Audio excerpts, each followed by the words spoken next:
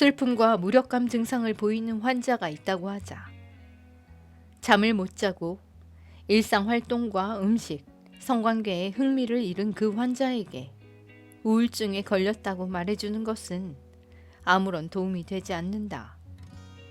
우울증은 그가 당하는 비참의 원인이 아니라 일군의 증상에 우리가 붙인 이름에 불과하다. 우리는 항우울제로 이 증상을 치료하려고 하지만 이것은 우연보다 조금 더 나은 효과를 보일 뿐이다. 우울의 실제 원인은 환자마다 크게 다르다. 면역계가 갑상선을 상대로 항체를 만들도록 자극하는 글루텐에 의한 장 누수 때문일 수도 있는데, 이 경우 갑상선 기능 저하와 우울증이 생긴다. 또 위식도 역류를 막는 위산 억제제를 장기 복용할 때 생기는 비타민 B12 결핍 때문일 수도 있고, 아니면 MTFHR이라는 유전자에 의해 생기는 엽산 부족 때문일 수도 있다. 또는 햇볕 부족으로 생기는 비타민 D 결핍이 원인일 수도 있다. 참치가 너무 많이 든 식단으로 인한 수은 중독 때문일 수도 있고, 생선 지방이 너무 적게 든 식단으로 인한 오메가3 결핍 때문일 수도 있다. 설탕이 많이 든 식단으로 생기는 당뇨병 전증 때문일 수도 있다. 삶의 트라우마인 정신적 외상이나 스트레스로 인한 뇌의 화학적 변화 때문에 우울증상이 생길 수도 있고, 항생제 사용으로 인한 장내 미생물의 변화 때문에 우울 증상이 생길 수도 있다. 이들 식단, 환경, 생활 습관 등 각각의 요인은 서로 다른 종류의 불균형을 일으키지만 모두가 우울증의 원인이 된다. 질병의 이름을 아는 것은 질병의 진짜 원인에 대해 우리에게 아무것도 말해주지 않는다. 게다가 그것은 올바른 치료법으로 이어지지도 않는다. 이것이 바로 우리가 가진 질병이라는 허상이다. 안녕하세요. 책리더입니다. 오늘 낭독할 책은 제프리 블랜드 지음, 이재석 옮김, 박춘록 함수, 정말 중요한 출판사의 질병은 없다 입니다.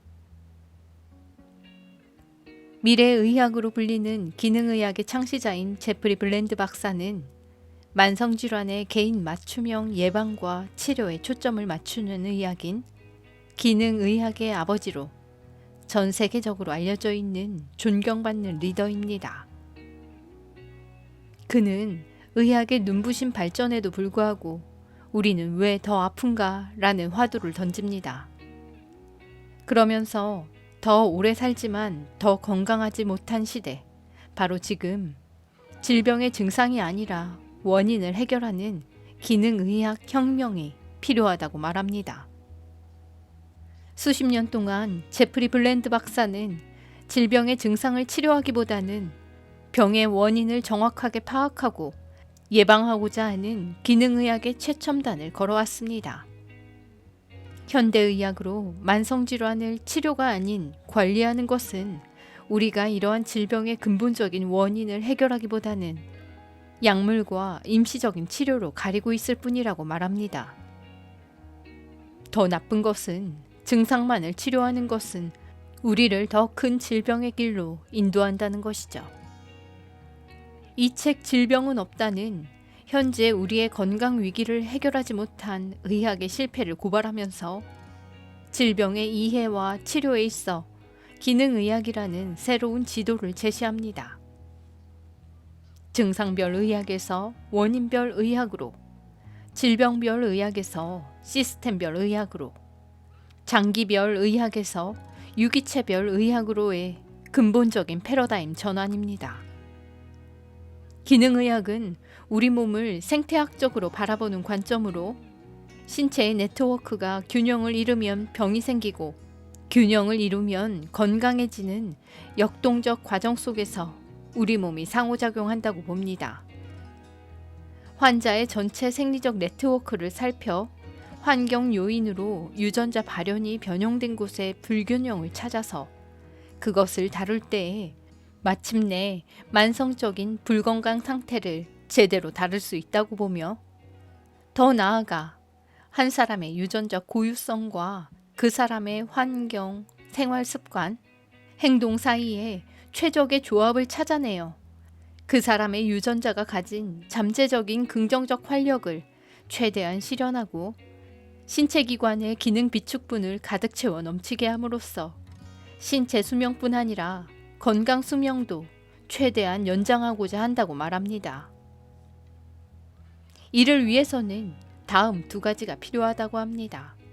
첫째, 당신의 개별적인 신체 생리 내에 어떤 불균형이 있는지 확인해야 하고, 둘째, 당신의 몸에서 건강상 문제를 없애주고 당신의 고유한 유전적 잠재력을 실현하게 하는 개인 맞춤형 프로그램을 설계해야 한다고 말이죠.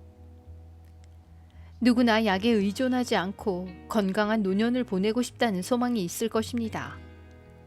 각자 여러 가지 방법으로 건강한 삶을 영위하고자 노력하며 살고 수많은 정보와 지식들을 접하며 살 텐데요. 이 기능의학은 개인과 전 세계가 직면한 문제에 해법을 제시할 뿐만 아니라 인류에게 도움이 되는 방법이 될 것 같습니다. 그럼 저와 함께 제프리 블랜드 박사의 날카로운 통찰과 지혜 속으로 들어가 보겠습니다. 만성적 걱정. 나와 함께 미국 시민전쟁 직후의 19세기 말 미국으로 시간여행을 떠나보자. 불완전했지만 평화가 깃든 그 시절로 돌아가보자. 그 시대 사람들은 무엇을 걱정했을까? 만약 당신이 부모라면 자식들이 여러 가지 감염병에 걸리면 어쩌나 걱정했을 것이다. 당신은 디프테리아, 백일해, 폐렴 등의 전염병이 주기적으로 영유아의 목숨을 대량으로 앗아가던 시절이었다. 또 당신이 산모로서 첫 번째, 세 번째, 다섯 번째 또는 마지막 출산을 앞두고 있다면 당시 출산 직후 수많은 여성을 죽음으로 내몰아 아픈 아기에게 젖을 먹일 수 없게 했던 산후폐혈증이나 혈액 감염을 걱정했을 것이다. 그리고 당신 역시 당신의 부모나 조부모 또 그분들의 부모와 조부모처럼 독감이나 흑사병 같은 유행병이 번져 가족과 공동체를 대량 살상하고 당신이 살고 있는 세상을 전멸시킬까 걱정했을 것이다. 이런 걱정은 몇 세대 전만 해도 매우 현실적인 것이었다. 그때는 충분히 그럴 만했다. 수백 년에 걸쳐 수억 명의 사람이 감염병으로 지구상에서 흔적도 없이 사라졌다. 사람들은 감염병의 원인이 썩은 물질에서 나온 유독한 수증기가 공기를 타고 이동하거나 신체 접촉으로 번져나갔기 때문이라고 믿었다. 공기에 의한 것이라고 믿었던 질병에 대한 당시의 의료적 대응은 환자를 오염된 공기가 없는 장소로 이동시키는 것이었다. 그러나 그것은 전형적으로 효과가 없는 치료법이었다. 그러나 19세기가 끝나기 전에 조지프 리프터, 로베르트 코우, 루이 파스테르 같은 과학자들이 질병을 인식하는 방식을 혁명적으로 변화시킴으로써 의료 시술의 방식도 크게 바뀌었다. 이들 과학자들이 밝힌 세균 이론은 감염병의 원인이 수증기가 아니라 미생물이라는 생각을 촉진시켰다. 특정 질병을 일으키는 특정 미생물을 지목하자 신체는 그 미생물에 대해 면역을 형성할 수 있었다. 세균 이론은 건강관리 세계에서 오늘날 패러다임의 전환이라고 부르는 변화를 일으켰다. 그것은 세균 혁명이라고 할 만한 변화였다. 의학 수련, 외과술, 위생 및 공중보건의 표준 등 모든 것이 바뀌었다. 그리고 완전히 새로운 산업이 탄생했다. 제약 산업이 바로 그것이다. 예방접종에 필요한 백신이 꾸준히 개발되었으며 20세기에 걸쳐 항생제 개발이 지속적으로 이어졌다. 예방접종이 어려운 감염병에 대해서는 치료약이 개발되었다. 이것은 놀라운 성공 스토리였다. 미국에서만 기대 수명이 1910년에 47세에서 내가 이 글을 쓰는 현재 74세로 상승했다. 모두가 세균 이론과 그것이 가져온 패러다임 전환 덕분이었다. 이것은 19세기의 우리 조상이나 그 이전의 모든 조상과 달리 당신은 그동안 재앙으로 다가왔던 치명적인 감염병을 지나치게 걱정할 필요가 없다는 뜻이다. 그리고 천연두처럼 완전히 박멸되지 않은 질병도 그에 대한 치료법이 존재하고 있다. 그러나 안타깝게도 당신이 전혀 걱정하지 않아도 된다는 의미는 아니다. 면역과 항생제 치료가 감염병 확산을 줄이고 감염병에 대한 사람들의 두려움을 줄였지만 만성질환이라는 또 다른 질병군이 그 중요성과 영향력에서 세력을 키우고 있기 때문이다. 여기서 말하는 만성질환이란 당신을 아프게 만드는 그러나 잘 사라지지 않는 모든 증상과 질병을 통틀어 말한다. 증상이 사라지는 것은 만성질환의 특성이 아니다. 증상이 지속되며 계속해서 다시 찾아온다는 것이 만성질환의 특성이다. 우리는 만성질환이 미치는 영향을 관리하거나 일시적으로 완화할 수는 있어도 감염병을 제압하듯이 만성질환을 즉각 제압할 수는 없다. 이런 식으로 만성질환은 우리를 쇠약하고 무력하게 만든다. 그것은 우리로부터 생명을 빼내간다. 그렇다면 만성질환에는 어떤 것들이 있을까? 우리 모두에게 익숙한 이름으로 온갖 비참과 위험을 몰고 다니는 만성질환에는 다음과 같은 것들이 있다.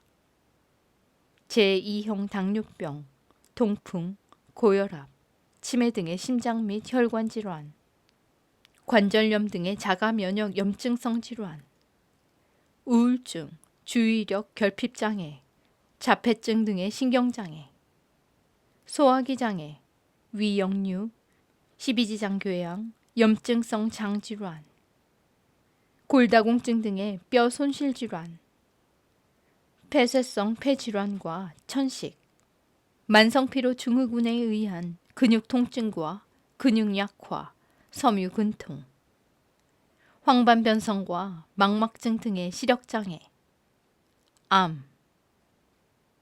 이런 질병들을 만성질환 항목으로 분류하게 만드는 공통 요인은 무엇일까? 이 질병들을 만성질환으로 분류하는 4가지 특징은 다음과 같다. 첫째, 만성질환은 저절로 낫지 않는다. 전문 용어로 말하면 만성질환은 자기 제한적이지 않다. 한편 감기는 자기 제한적이다. 감기는 저절로 낫고 시간이 지나면 사라진다. 그렇지만 만성질환은 그렇지 않다. 둘째, 만성질환은 시간이 지날수록 더 악화된다. 적어도 현재까지는 만성질환을 완화할 수 있을 뿐 완전히 없앨 수는 없다. 적어도 현재까지는 만성질환을 완화할 수 있을 뿐 완전히 없앨 수는 없다. 따라서 건강 상태로 다시 돌아갈 방법이 없으며 반복되는 발병 사례를 지속적으로 관리할 수 있을 뿐이다. 셋째, 만성질환을 일으키는 단일 원인을 지목할 수 없다. 여러 가지 요인이 복합적으로 작용해 만성질환을 일으킨다. 넷째, 만성질환은 복합적인 증상을 보이는 경향이 있다. 다시 말해 만성질환을 앓는 사람은 다양한 불평을 호소하며 질환을 나타내는 지표도 무척 다양하다. 이제 우리는 복합적인 증상을 보이며 자주 발병하는 그리고 특정하기 어려운 여러 원인을 가진 만성질환과 함께 살아가야 하는 처지가 되었다. 점점 더 많은 사람이 만성질환과 함께 살아가는 과정에서 값비싼 비용을 치르고 있다. 실제로 우리가 지금 적극적인 변화를 일으키지 않는다면 만성질환과 관련된 수치로 보아 우리는 병든 노년기를 향해 빠른 속도로 다가가게 될 것이다. 우리는 점점 더 많은 시간을 의사를 찾고 약을 구하는 데 보내야 할 것이다. 그러나 반드시 그렇게 되어야 하는 것은 아니다. 이 책에서 보겠지만 드라마틱한 과학 발견 덕택에 우리는 노쇠와 질병에 맞닥뜨리는 것을 피할 수 있는 힘을 갖게 되었다. 건강관리 분야에서 그야말로 혁명이라 부를 만한 상황이 마련된 것이다. 우리는 이제 한 개인의 만성질환의 원인을 찾아낼 수 있고 이 책에 설명한 방법으로 그 질환을 끝낼 수 있다. 더 좋은 것은 만성질환으로 발전하기 전에 발병 원인을 찾아내 조기 개입을 통해 만성질환을 피할 수 있다는 점이다. 이것은 커다란 변화를 불러올 것이다. 이는 감염병 관리를 위한 예방접종과 항생제 발견이라는 의료 분야의 패러다임 전환과 맞먹는 변화라고 할 수 있다. 나는 이것을 기능의학 혁명이라고 부르겠다. 그리고 지난 40년간 나는 생물학 및 임상과학 연구자이자 의학 교육자로서 기능의학 혁명을 실현하는 노력의 최전선에 서 있었다. 그렇다면 여기서 기능의학이란 무엇을 말할까? 당신도 알듯이 우리 몸은 여러 시스템이 함께 작동하는 네트워크이다. 순환계, 소화계, 신경계, 면역계, 내분비계, 생식계, 호흡계 등 각각의 계통은 신체의 기능을 함께 수행하는 기관들로 구성된다. 가령 순환계를 구성하는 심장과 혈관은 신체 각 부위로 혈액을 보낸다. 신경계를 구성하는 뇌와 척수, 신경은 우리 몸이 여러 가지 일을 하도록 지시하는 정보를 받아 처리한다. 한편 호흡계를 구성하는 폐와 기관지, 후두는 전신에 산소를 보내 우리의 몸이 지속적으로 작동하도록 한다. 이들 각각의 계통이 원활하게 최상의 작동을 유지하기 위해서는 많은 것이 필요하다. 게다가 이 계통들은 복잡한 네트워크를 통해 상호작용하기 때문에 이 모든 생물학적 기능이 지속되기 위한 역학은 더욱 복잡해진다. 따라서 우리의 몸이 어떻게 작동하는지 생각할 때 대개 제대로 작동하지 않을 때는 이들 각 계통의 구성 요소가 서로 그리고 다른 계통과 어떻게 연결되어 있는지 생각해야 한다. 그럼에도 현재 우리가 사용하는 의료 모형, 즉 의료 전문가들이 훈련받은 방식과 그들이 사용하는 치료 전략은 이러한 시스템적 사고의 기초에 있지 않다. 현재 우리가 가진 의료 모형은 세균 원인설에서 유래한다. 바로 이 이유로 우리의 의료 모형은 환원론적 사고의 기초에 있다. 즉, 질병의 원인이 되는 세균을 찾아 그것을 공격하는 목적의 약으로 질병을 공격하는 것이다. 아주 간단하다. 그런데 이 모형은 급성질환 환자의 치료에는 더없이 효과적이지만 기능적 계통과 그것을 연결하는 네트워크의 균형을 회복하고 유지하는 데는 아무런 효과가 없다. 기능의학은 바로 이것을 하기 위한 것이다. 기능의학은 우리 삶의 면면에 그림자를 들이우는 만성질환의 근저에 놓인 역기능의 패턴을 살펴보면서 그 질환을 예방하거나 되돌릴 수 있는 치료 모형을 제공한다. 그렇다면 이 치료 모형은 어떻게 작동하는가? 이 책에 이어지는 장에서 당신은 그에 대해 알게 될 것이다. 다만 여기서는 이 치료 모형이 우리의 유전자가 우리 주변에서 일어나는 일과 우리의 행동에 자극받아 반응하는 방식에 근거하고 있다는 정도만 말하고자 한다. 기본적으로 우리의 주변 환경과 우리의 행동을 바꿀 수 있다면 우리의 유전자가 그에 자극받고 반응하는 방식도 변화시킬 수 있다.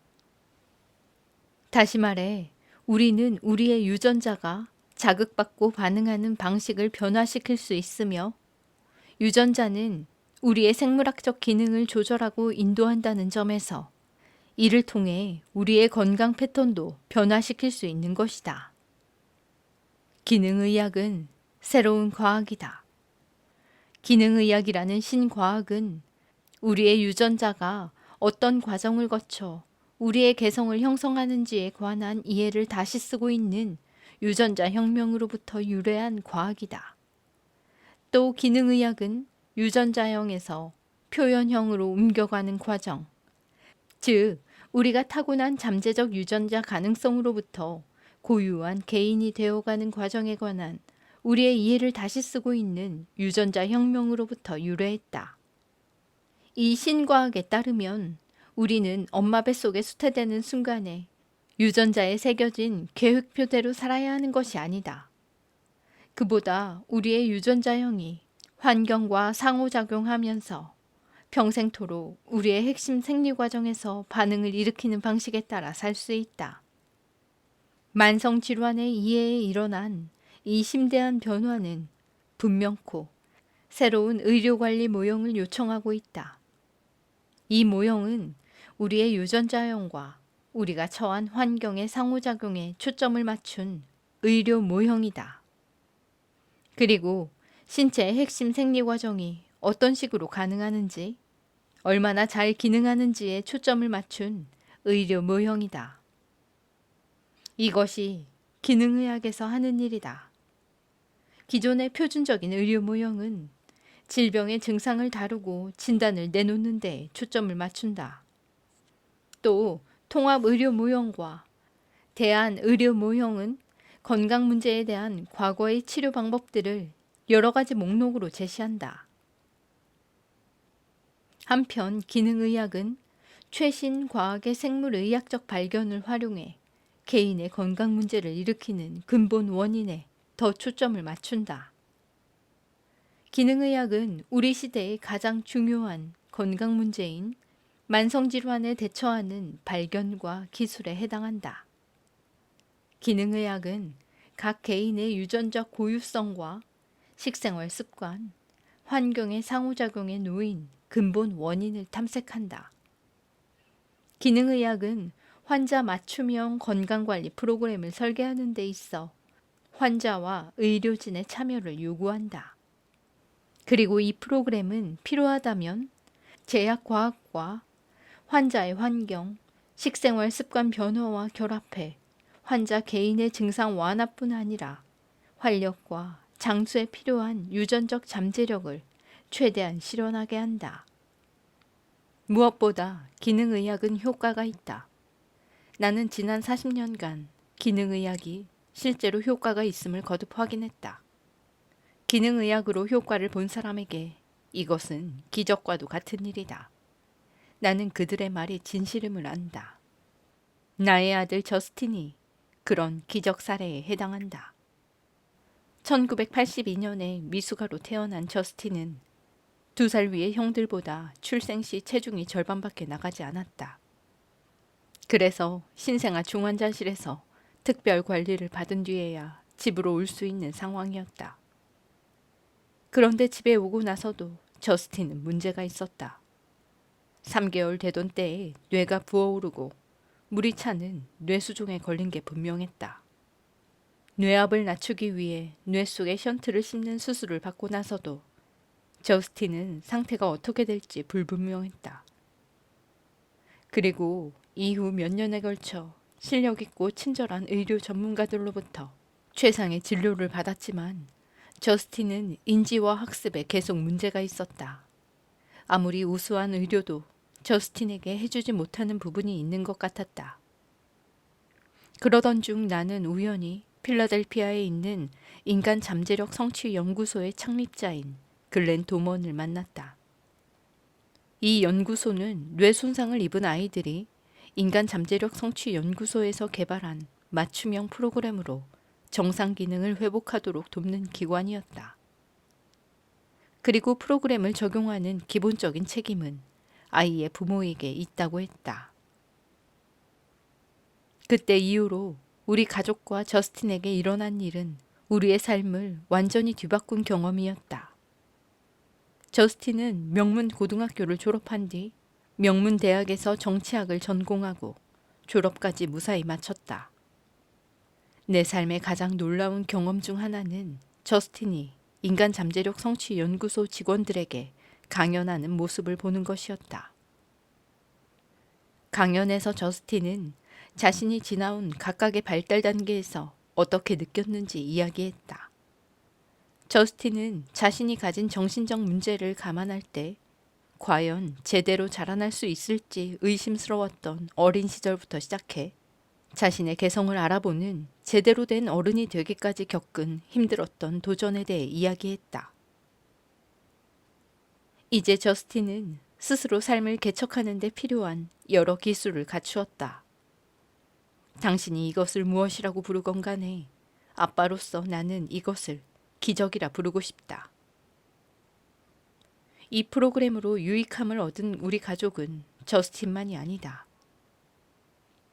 자폐 스펙트럼 장애 진단을 받은 우리 조카 딸도 이후 장애아를 위한 특수 교육을 받을 것으로 예상했지만 실제로는 일반 고등학교를 졸업한 뒤 대학에서 성공적인 경험을 쌓았다.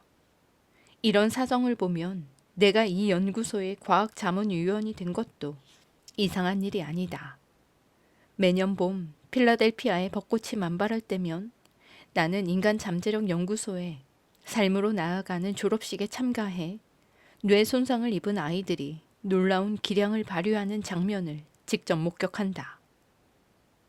아이들은 단체 체조를 하고 악보를 외워 바이올린을 합주하며 대사를 외우고 의상을 제대로 갖추어 셰익스피어 연극 공연을 한다. 나는 삶으로 나아가는 졸업식에 참석해 아이들이 부모와 가족, 친구들의 헌신과 사랑에 도움을 받아 맞춤형 프로그램으로 그간 불가능했던 일이 가능해지는 장면을 매년 직접 목격하고 있다. 그럴 때면 언제나 눈물이 흐른다. 어떻게 이런 일이 가능한 걸까? 그것은 특정한 신체 훈련과 조건화, 정신 훈련과 패턴 형성, 그리고 구조화된 영양과 식사를 통합한 집중적인 개인 맞춤형 건강관리 플랜을 통해 가능하다. 이 프로그램은 규칙성과 반복을 엄격히 준수하면서도 아이의 건강 상태, 환경, 유전적 특성에 따른 특별한 필요에 맞춤화시키는 유연성도 함께 지닌 프로그램이다. 본질적으로 이것은 아이들의 인지, 감정, 신체 기능을 증진시키는 데 초점을 둔 기능의학의 소아과 프로그램이다. 기본적으로 아이들은 자신의 유전자가 환경과 상호작용하는 새로운 방식을 만들어가는 중이다. 그리고 시간이 지나면 아이들의 신체적, 정신적 기능의 과정이 변화한다. 이 프로그램에서 아이들은 자연식품이 풍부하며 설탕과 가공지방이 적게 든 식사를 하고 뇌 손상을 예방하는 특수한 영양 보조제를 복용하며 근력과 지구력, 유연성을 기르는 신체적, 정신적 훈련에 참여한다.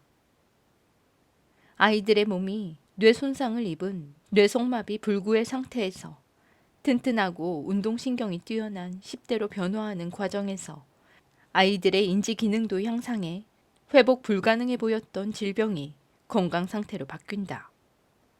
이것은 만성질환에 대한 기능의학의 접근 방식이 가진 힘을 입증하는 사례이다. 또 그 일은 건강과 질병에 담긴 변화의 가능성을 내게 가르쳐 주었다. 우리의 유전자에는 수많은 이야기가 담겨 있다. 그중 어떤 이야기는 건강의 비극에 관한 이야기이며 어떤 이야기는 건강의 기적에 관한 것이다. 기능의학 프로그램은 마치 레이저처럼 각 개인의 유전자에 담긴 이야기를 풀어내 그의 신체 기능을 개선하는 열쇠를 찾는 데 초점을 둔다. 한 개인의 기능 개선은 다시 다른 사람의 기능 개선으로 이어지는 교훈이 된다. 의학은 지금껏 이런 방식으로 향상되어 왔다. 당신이 특정 질병을 이전과 다른 방식으로 인지하면 그 질병을 대하는 방식이 바뀐다. 이것이 건강관리에서 혁명이 일어나는 방식이다. 일단 혁명이 일어나면 우리가 지금껏 그와는 다른 방식으로 그 질병을 인지하고 치료해 왔던데 의구심을 갖지 않을 수 없다.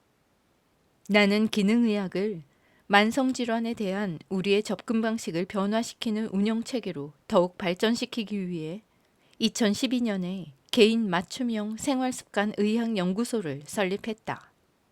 이곳 시애틀에 본부를 둔 이 연구소는 비영리 교육기관으로 건강 전문가와 연구자, 건강 교육자, 건강과 관련한 의식 있는 의료 소비자들이 어떻게 하면 기능의학을 더 많은 사람에게 전할 수 있을지 함께 모여 생각을 나누고 대화하자는 취지로 설립했다. 연구소 홈페이지에 들어가면 연구자와 의사들이 올린 포스트, 연구소 스태프에 던지는 질문과 그에 대한 대답, 개인 맞춤형 생활습관 건강관리에 있어서의 최신 업데이트 사항, 자신만의 개인 맞춤형 건강 프로그램을 적용하는 사람들이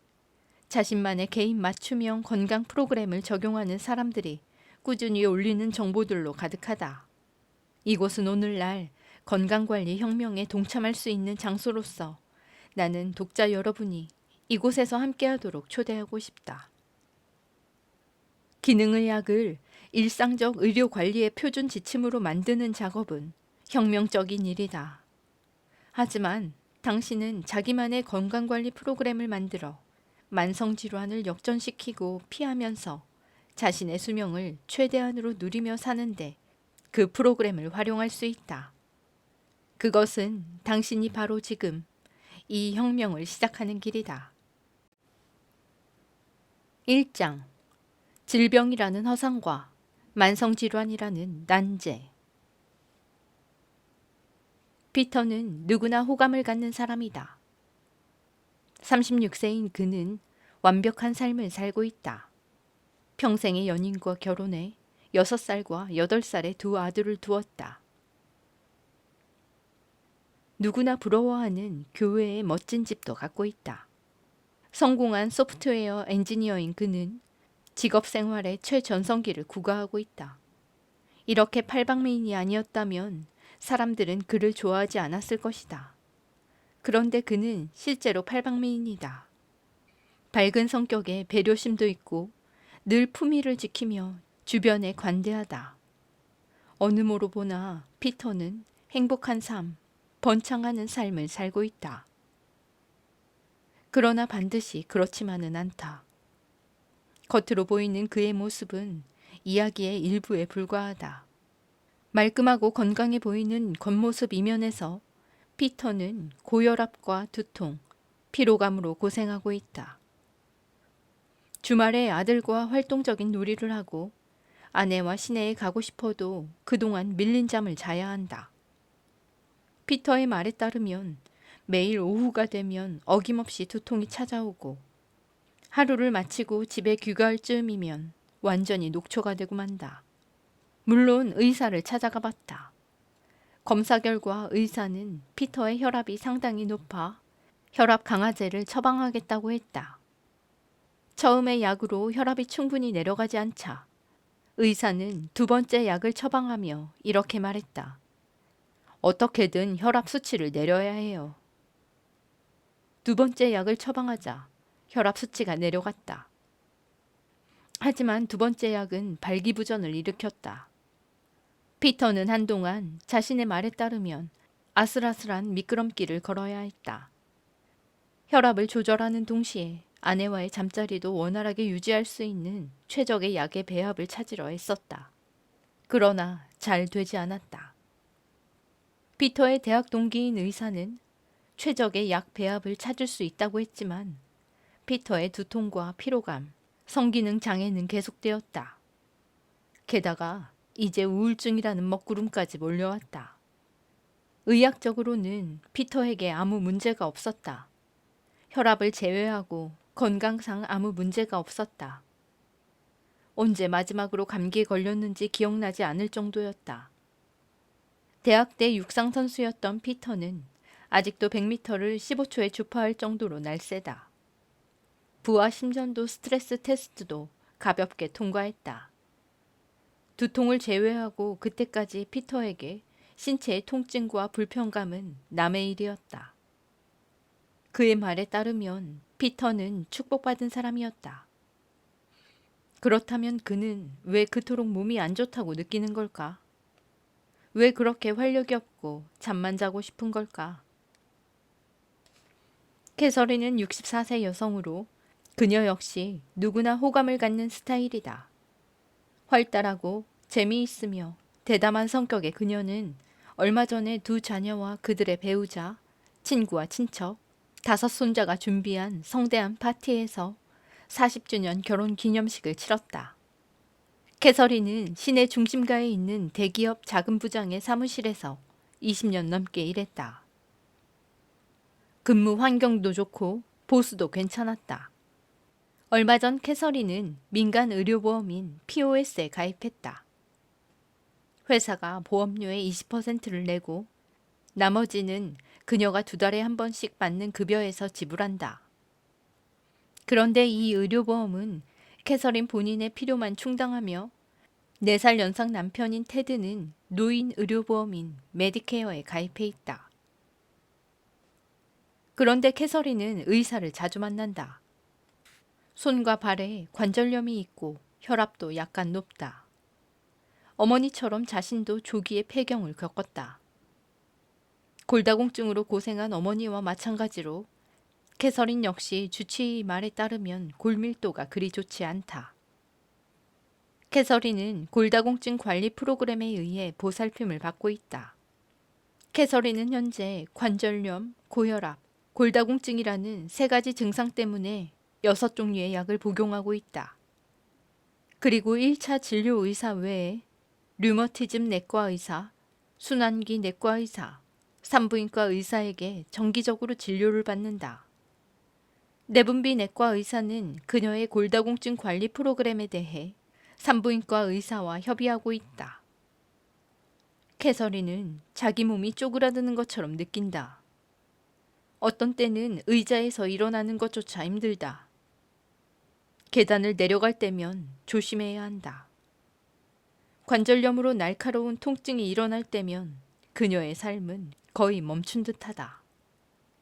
직장에서 갑자기 통증이 일어나면 하던 일을 멈추는 수밖에 없다. 남편 테드와 또래 친구들에게 자신의 고통을 노래하듯 읊어대면 그들도 불평을 돌려준다. 그녀는 이 늙고 아픈 이들이 자신이 알던 사람들이 아닌 것 같다. 하지만 캐서린은 피터와 마찬가지로 특별한 병에 걸리지 않았다. 약물로 제압하거나 간단히 제거할 수 있는 병에 걸린 것이 아니다. 피터보다 나이는 2배나 많지만 캐서린은 노인이 아니다.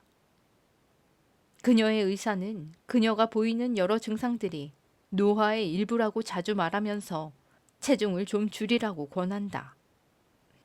캐서린은 무릎이 아파 걷는 속도가 조금 느리긴 해도 언제든 테드와 산책을 나갈 수 있다.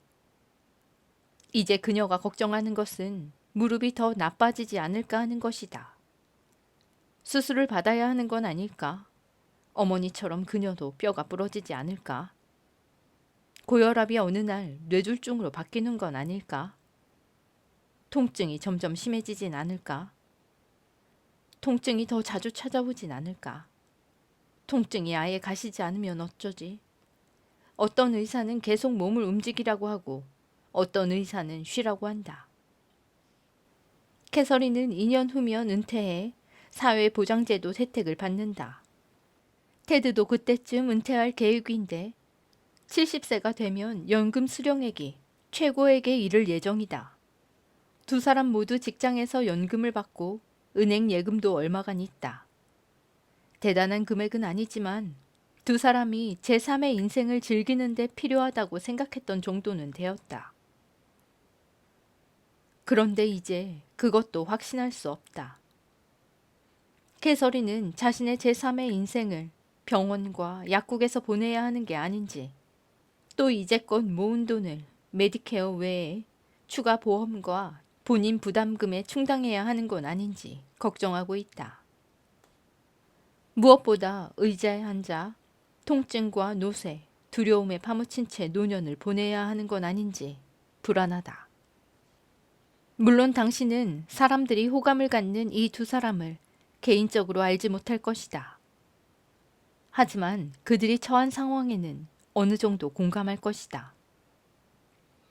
두 사람 모두 병상에 누워 지내지 않는다. 두 사람 모두 이렇다 할 질병이 있는 것도 아니다.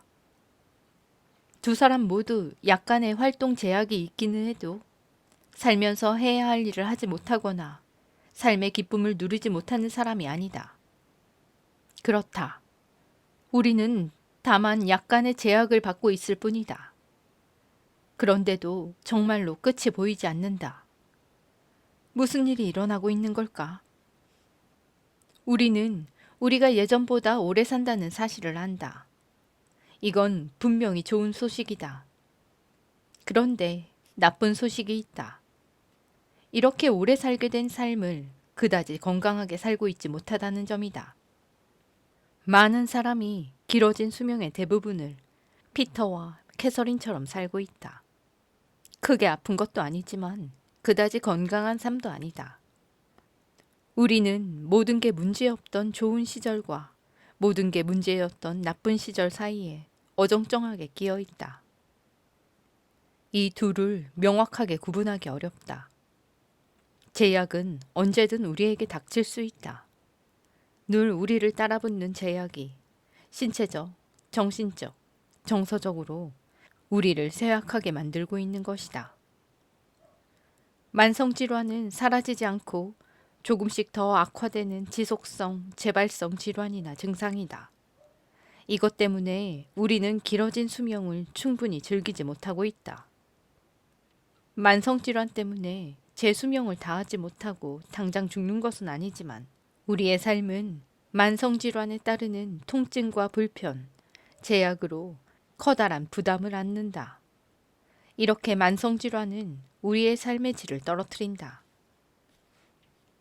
게다가 만성질환의 발병은 계속 상승하는 추세에 있다. 주변을 둘러보라. 피터처럼 약물 치료를 받고 있거나 캐서린처럼 해야 하는 활동을 제대로 하지 못하는 사람을 주변에서 얼마든지 볼 수 있다. 그들은 관절염, 천식, 고혈압, 위산역류, 통풍, 섬유 근육통, 만성피로 증후군으로 끊임없이 불편을 겪고 있다. 실제로 만성질환은 전에 없이 빠른 속도로 확산하는 추세다. 1985년에서 2010년에 이르는 25년 동안 당뇨병, 심혈관 질환, 만성 폐쇄성 폐질환으로 진단받은 사람의 수가 급격히 증가했다. 전에 없이 많은 사람이 뇌졸중과 우울증을 겪고 있다. 점점 더 많은 사람이 골다공증으로 인한 뼈 손실, 근력 손실, 신장 및 간 질환, 노화에 따른 시력 감퇴를 겪고 있다. 아동의 자폐증과 노인의 치매 발병도 놀랄 만큼 증가했다. 오늘날 미국 성인 인구의 거의 절반에 해당하는 1억 3,300만 명이 최소 한 가지 이상의 만성질환으로 고생하고 있다. 65세 이상을 대상으로 하는 메디케어 수익자들의 통계도 점점 악화하고 있다. 수익자 중 절반 이상이 동시에 여러 가지 만성질환 치료를 받고 있다. 가령 당뇨병에다 고혈압, 심장병을 함께 앓는 시기다. 그리고 이 모든 상황은 커다란 비용을 치르고 있다.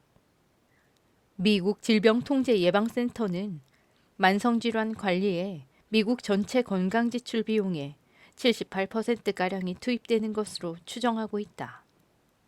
한 가지 만성질환을 가진 사람에게 투입되는 건강관리 비용은 만성질환이 없는 사람에게 투입되는 비용의 거의 3배에 달한다. 5가지 이상의 만성질환을 가진 환자에게 투입되는 비용은 만성질환이 없는 사람에게 투입되는 비용의 무려 17배에 달한다고 한다. 세계경제포럼의 2011년 연구에 따르면 2030년이 되면 전 세계적으로 만성질환 치료에 투입되는 비용이 47조 달러를 넘어설 것이라고 한다. 몇 개 국가를 넘어뜨릴 만한 경제적 충격이라고 할 수 있다. 비용 외에도 우리가 잃는 것이 있다. 만성질환은 직장의 결근과 업무 생산성 저하의 주된 원인이 되고 있다. 질병통제예방센터는 미국인 10명 중 7명이 만성질환으로 사망하고 있다고 추정한다. 심장병, 암, 뇌졸중이 매년 전체 사망자의 절반 이상을 차지한다. 전 세계적 유행병인 만성질환은 사하라 사막 이남의 아프리카를 제외하고는 전염병이 앗아가는 것보다 더 긴 수명을 우리에게서 앗아가고 있다.